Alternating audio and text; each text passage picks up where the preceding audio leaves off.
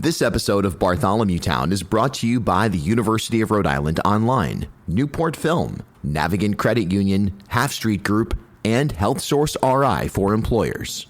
Bartholomew Town. Welcome into Bartholomew Town. I'm Bill Bartholomew. Remember, you can hear every episode of the show wherever you listen to podcasts. Maybe that's Spotify, Apple, Amazon, YouTube, ripodcast.com, and Saturdays on WPRO Radio. I'm Bill Bartholomew, and continuing to take a look, as we have in an ARC format over years, at some of the great work coming out of the University of Rhode Island.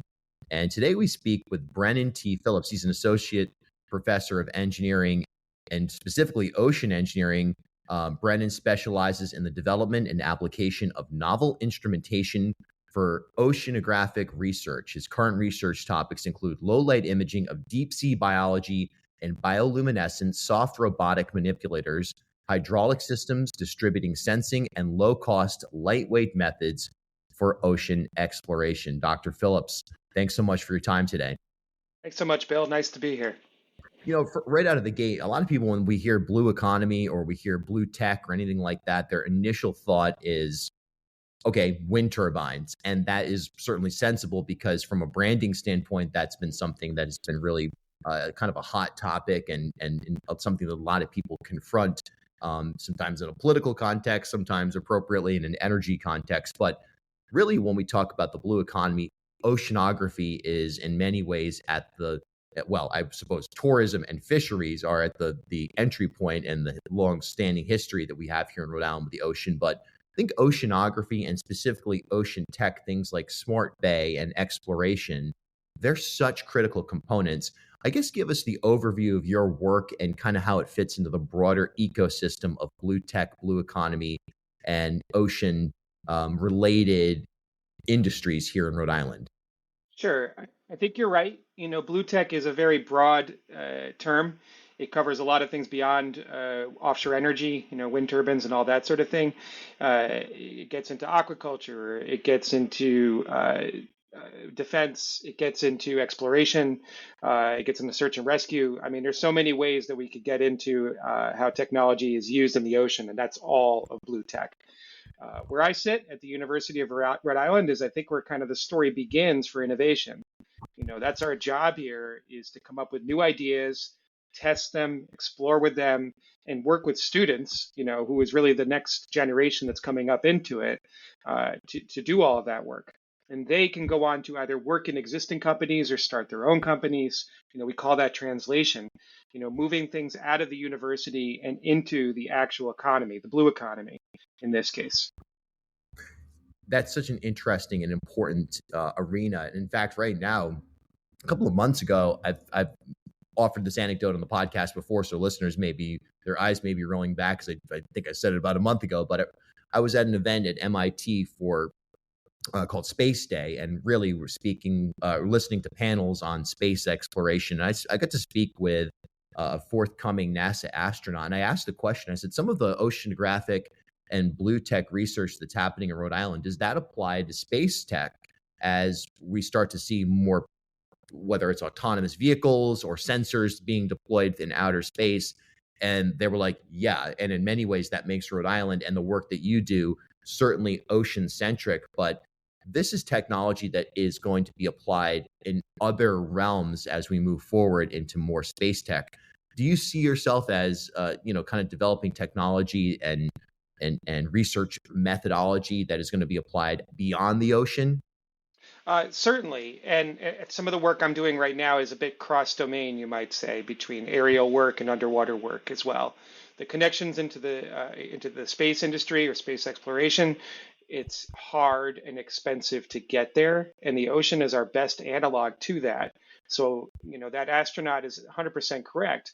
A lot of the work that we do in the ocean can then translate out to space exploration later on. A lot of the same problems that you have to deal with, for exploring another planet, for example, whether it's using robots or humans, we can do a lot of that in the ocean and do a lot of practice, a lot of testing, and work through a lot of those problems before we go to the big leagues, so to speak. What's some of the stuff that you're working on right now, just to kind of keep it in simple terms? You bump into somebody, they say, what are you up to? What are some of the projects and specifics that you're involved in? Sure. Well, you gave a great introduction. I think it's a little old at this point. All those topics are things I've worked on through the years. But these days, I'm really focused on two things, and they're both related to fiber optics. So if you don't know how fiber optics work, it's small, thin strands of glass that light can pass through, and it can go very long distances. That's really how most data is transmitted around the world. It's actually through submarine cables that are going between continents and essentially Morse code of light blinking between, North America and Europe, for example, or Africa, back and forth. Those light paths can cross each other if they're different colors, and so that's really how we transmit all this information there. So I'm using fiber optics these days to create something called a microtether, and that's a very thin piece of fiber optic, but that has some strength around it. And it's a product that we call fiber optic fishing line. It's been developed with a company called Nautilus Defense that's based up in Pawtucket.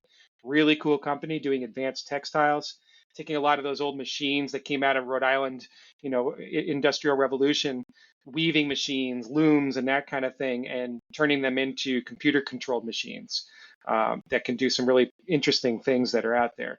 So we've created this product called fiber optic fishing line, and that's this microtether I'm describing. And that's allowing us to send instruments down really deep in the ocean from platforms that you wouldn't normally use to explore the deep ocean.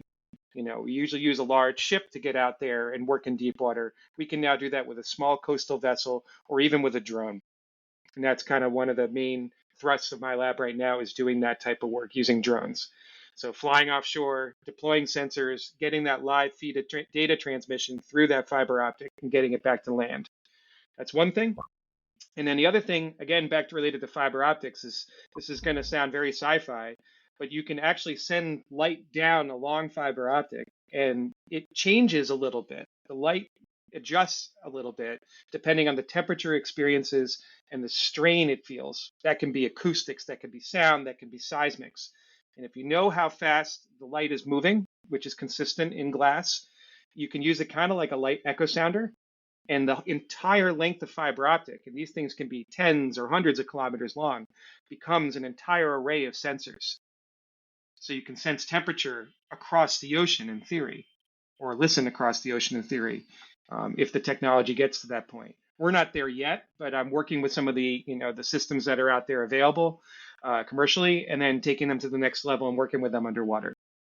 Yeah, it's incredible work. It's obviously so vital to the world that we live in now, and certainly the world we're going to be living in the future, no doubt about it. Absolutely.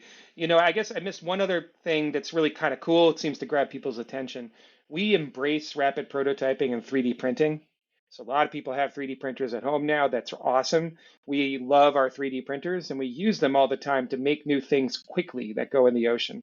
So back to my job, I'm a university professor. I have a lot of talent around me here at URI with students, whether they're undergrads or graduate students, and they had their own ideas on how to make things work underwater. It used to be they could come up with those ideas, but they really couldn't take them very quickly because it would cost so much for them to make those instruments out of metal, out of aluminum, out of titanium, that kind of thing. Now they 3D print them and they take some pretty low cost electronics and put them underwater and can test their ideas very quickly. So most of the stuff in my lab is not something that I've made or even paid somebody else to make. It's students coming up with their own ideas, click, print, and deploy, which is kind of the line we use these days here. Sure. Well, that leads me to my next question, sort of the interactivity of students and professors and researchers writ large at the University of Rhode Island when it comes to oceanography. I mean, look, the storied oceanography program at URI is an international calling card. Now, so too is the sort of broad-based blue economy. Again, that's sort of a buzzword because this is not purely an economic discussion here. In some cases, we're talking about the survival of the planet when you talk about ocean temperature measurement and fisheries and so on and so forth. It's bigger than economic realities. But that the ecosystem at the University of Rhode Island, why is it so why is this reputation continuing to expand of the University of Rhode Island being a major hub for blue super sector related research and deployment? And how much is it that you have a great interactivity or a strong interactivity between students and professors and administration, frankly? Well, I think it's been growing over a long period of time. URI is a world leader in oceanography and ocean engineering and has been for a while. But those are two actually separate colleges. The Department of Ocean Engineering under the College of Engineering is on the same campus as the Graduate School of Oceanography, which is more of the science arm, right? So engineering and science. And we've worked together for decades and collaborated on lots of projects together.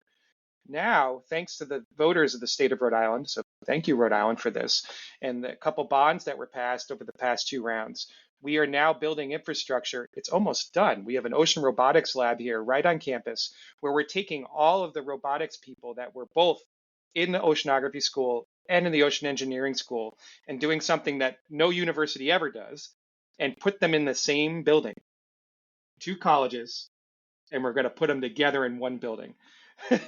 So it's really great because we're knocking down silos. Robotics, it turns out, is a team sport. Like you can't develop things really by yourself. You can, but you're really limited. And everybody's got their specialty. So the more people that work together in teams, and that's something we teach our engineers all the time. So anybody who has an engineering degree knows they go through team capstone projects as a senior. That's like core to the value of engineering is to work together. We're practicing that now with this building. We're putting together 8 of our best ocean roboticists. And instead of having them in this building and that other place, they're all coming together into this one center. And it's going to be so exciting when this happens. We're going to see collaborations that have been going on just really accelerate. Bartholomew Town. Are you ready to take the next step in your career? URI Online offers business and leadership-focused programs designed to fit your life. Whether your goal is to advance in your career in fields like public administration, supply chain management, or training and development, their online programs provide the flexibility you need with the high-quality education you deserve. Learn more from experienced faculty and collaborate with a network of professionals, all from the comfort of your home or wherever life takes you. Visit uri.edu/online to explore programs and start building your future today. URI Online. Learn anywhere with us. As Rhode Island's first ever member-owned credit union, Navigant Credit Union has been a staple in the local business community for more than 108 years. Today, Navigant is a $3.4 billion institution serving more than 136,000 members across 25 physical branch locations. But since its founding in 1915, the mission has never changed. Navigant Credit Union's team of financial professionals have remained committed to improving the financial well-being of the families, businesses, and communities they serve across Rhode Island. Learn more at navigantcu.org. At HealthSource RI for Employers, we provide access to health insurance to more than 1,200 local businesses and nonprofits, and 96% of them renew through us every year. Maybe it's our choice of 19 different health plans, our more than 10 years of customizing solutions, or our one local team of dedicated experts helping employers find quality health and dental insurance. See how our numbers stack up for you. Learn more at healthsourceri.com/employers. We're brought to you in part by Newport Film. Make sure you check out their indoor film screening series by visiting newportfilm.com. Half Street Group brings a new generation's perspective to leadership communications, strategic public relations, and digital marketing. Half Street helps organizations and leaders take control of their own stories and manage their reputations. They get results for their clients by focusing on audience, message, and culture, and by leveraging their decade-long relationship with media and opinion leaders in the Ocean State and throughout New England. Join me and Half Street Group founder and president Mike Rea for a conversation every month about news of the day, the hottest media analysis, and a look behind the scenes at how impactful leaders drive conversations. Learn more at halfstreetgroup.com.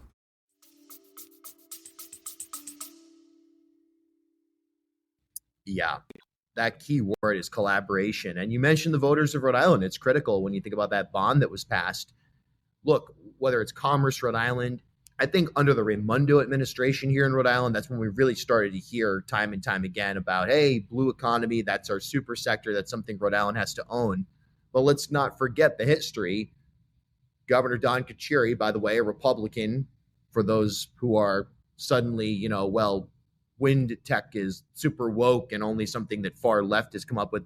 Republican Governor Don Carcieri and Jeff Grabowski, his former chief of staff, they're the ones who really advocated for, from an industrial standpoint, wind technology.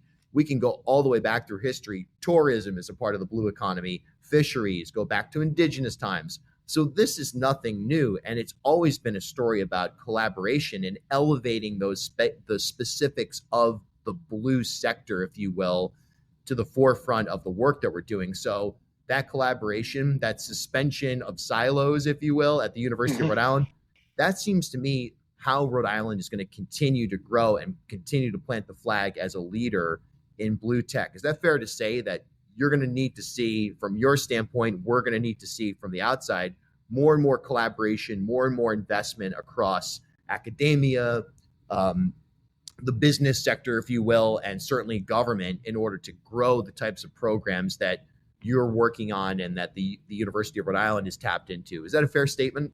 No, I think you captured a lot there. That's totally true. Politics aside, this type of work makes good business sense, and you can see it happening already. What we're describing that's happening in the state of Rhode Island is not a dream. It's already being achieved right now. We've attracted some and started some really interesting companies that have grown from one or two founders to 20 to sometimes 100 employees that are working there. So I can rattle off a few rock stars right now. Regent, Vatten Systems, Jaya Robotics. We're starting to see interest from Anduril coming into Quonset Point, which is a major defense contractor. It's all going on. There's like this real buzz in terms of the companies, the infrastructure, the investors that are starting to come around the university. And it's not just URI. Brown obviously is a powerhouse of research, and we're working with them. And it's all feeding into this big economic growth that Rhode Island is geographically positioned so well for, between the bay and the access to offshore, and bringing it all back to things like seafood, offshore energy, things that actually hit everyday people all the time. We're serving everybody with that. So I think voters who helped support the bond issues over the past couple of rounds, they're going to see the return on that investment. It's happening already. I am a proud graduate of the University of Rhode Island. I am proud to say that for several years, we've partnered from a, frankly, sponsorship standpoint and a messaging standpoint here on this show. All of that aside, it is fascinating to see on a local and regional basis, and even on a national and international basis, how, as you said, Rhode Island is so well positioned for this type of work, this type of research, this type of deployment. You mentioned Regent Craft. There are also governmental assets in play. The new NOAA facility in Middletown comes to mind. And all of this is creating an ecosystem. And I think this also actually bleeds a little bit into the inland portions of our state. Some of them we certainly are not, we don't have the Great Lakes here, but fresh water or even brackish water that is being used in some of this research. And who knows, maybe someday Rhode Island will be a critical component of space exploration. It probably already is in theory.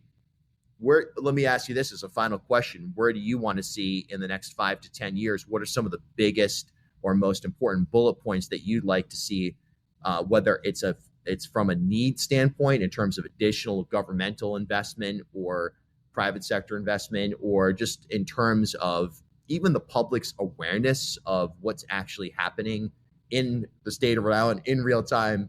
I mean, Regent Craft is real. Hopefully at some point you'll be able to go to Block Island from Point Judith in 10 minutes. What do you need as a leader in this space right now? Well, I guess I have to come back on. I've named a few rock stars that are already performing like that in terms of companies. What I really want to see, and I think what we all want to see, is that happening times 10.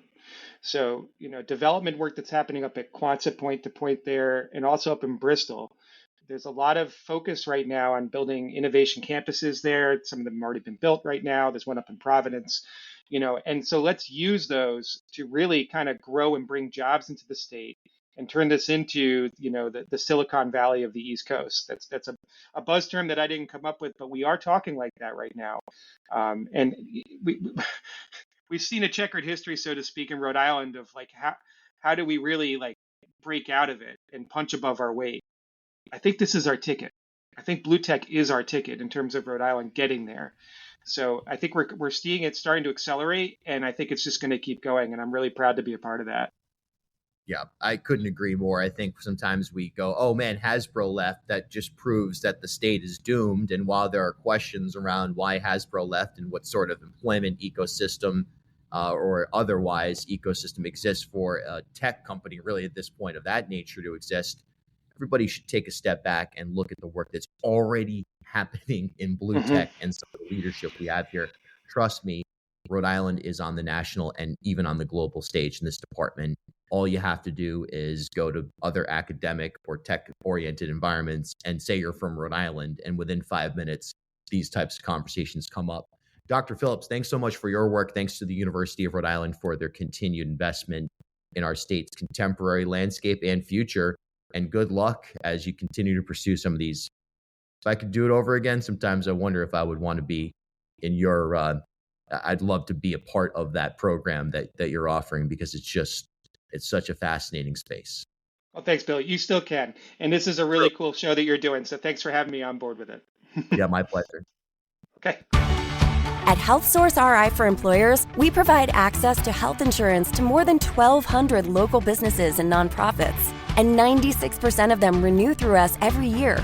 Maybe it's our choice of 19 different health plans, our more than 10 years of customizing solutions, or our one local team of dedicated experts helping employers find quality health and dental insurance. See how our numbers stack up for you. Learn more at healthsourceri.com/employers.